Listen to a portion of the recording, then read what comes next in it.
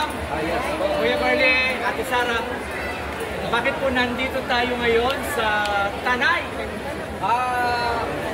Marami kasi nag-chat sa Facebook namin na sana all. Kasi yun pala, nalaman namin na dito pala sa Tanay, marami din pala mga taga-Pasig. So, na-relocate sila dito. So parang sabik sila na sana magpadalan din sila ng tulong. So tumugon po kami. At masaya kami na nakita namin yung ibang mga kababayan natin nandito pala sa Tanay. Parang ito pala ay extension ng Pasig, ang Tanay na ito.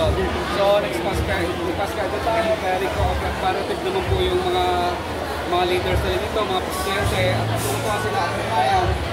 Halos pinag-puro po ang covered board ng mga taga-Pasig.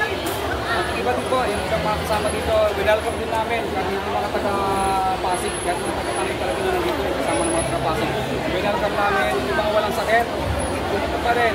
Kinuha lang nila ng mga services, massage, manicure, pedicure, at gupit. So, masaya po kami at na magbahagi po sa lugar na to, kahit malayo sa Pasig. Pinilit po namin pumunta at gumising po kami ng maaga. Alas 4 pa lang, gising na kami, kaya lang, siyempre, nag-base pa pala, hanggang 5 na kami malis. Opo, wait lang po. Abati po kayo.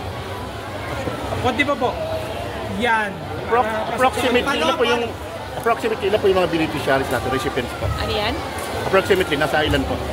Aabot ng 1,500, pero ang alam namin, initial lang, is nasa 300. Pero siyempre, dahil nagdatingan, nagdagsaan, so almost umabot ng 1,500, in-accommodate na rin namin. Kasi ang dala naman namin ng mga gamot, mga ano pang klase ng mga products, ay talagang pang 2,000 naman. Iuwi na lang namin yung kapag-soka. Level up na po kayo, ma'am, sir. Nag-back to back, at ito nga, nasa Tanay pa. Tuloy-tuloy po ba ito gagawin niya na back to back po?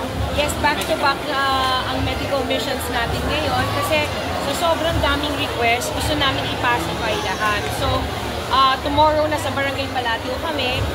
Next Saturday, Sunday, nasa Buting, tsaka nasa Santa Lucia kami. So, yan yung mga areas na nakaschedule sa amin. Just pupuntahan naman namin. Yan. Kuya Carly, Ate Sara, may mga na-relocate pa po sa Laguna. Possible po ba na mapuntahan? Tingnan. Yes po. Kasi anong tawag dito, madami din nag-PPM kung pwede daw bumaba sa Kaluwan ba yun? Kaluwan, Laguna? Kasi Kalawan, ayun, sorry. Kalawan, I thank you for correcting me. Kalawan, Laguna. Madami nag-PPM kung pwede din bumaba sa kanila. Kasi dito, kaya kami pumunta naman sa Tanay din. Ang dami nagme-message kung pwede din daw kami bumaba sa Tanay. So ngayon, nandito na kami sa Tanay ngayon. So baka, yes, we'll try to schedule Laguna.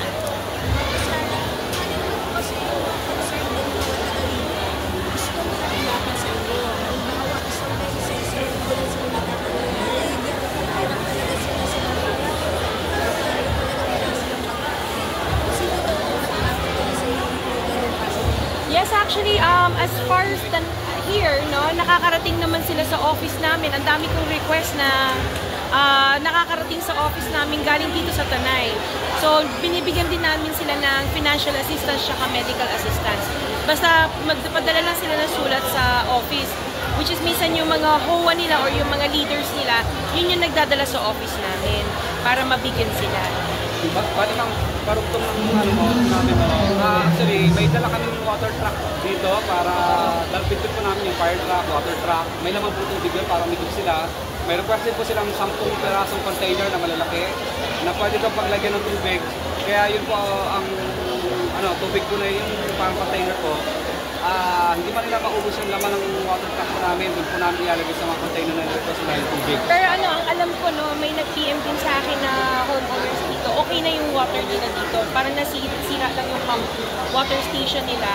Ngayon na-repair na daw. So lahat nabibigyan naman ng Kuya Carly, Ate Sara, meron po ba kayo naiisip na proyekto dito sa area po na ito? Kung hindi masagot ko. Possible po ba maulit ito? Actually, ang naisip namin yung proyekto dito, siguro babalik na lang ulit kami para sa another medical mission. Yes. Pero sa mga project, wala pa naman silang request para sa amin, mga project na gano'n.